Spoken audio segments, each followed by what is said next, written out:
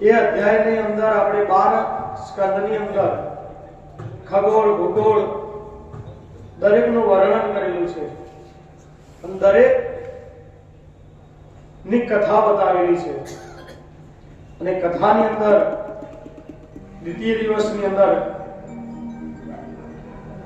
સૃષ્ટિનો અધિકાર અને સૃષ્ટિનું નિર્માણ કોને કર્યું, કેવી રીતના કર્યું અને કેમ કરવું પડ્યું એ બતાવેલું છે.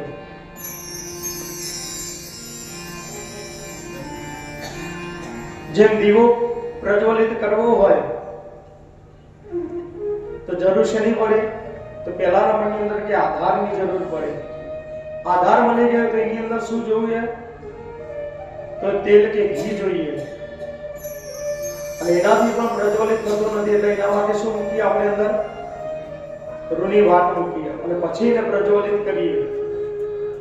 તો એ દીપ જેમ આપણે પ્રજ્વલિત કરીએ અને જેમ પ્રકાશ કરે છે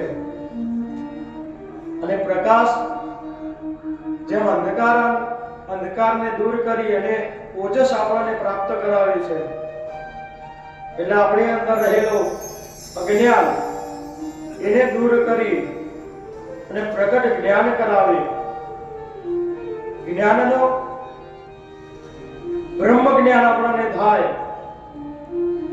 પ્રજ્ઞાન બ્રહ્મ, પ્રજ્ઞા એટલે બુદ્ધિ.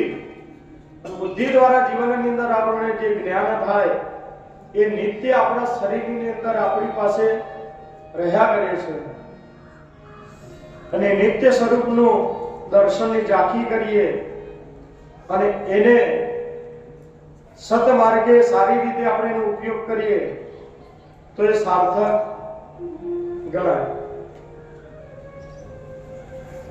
શબ્દ એ બ્રહ્મ છે કારણ કે પૃથ્વી ગોળ છે અને શબ્દ એ બ્રહ્મ છે.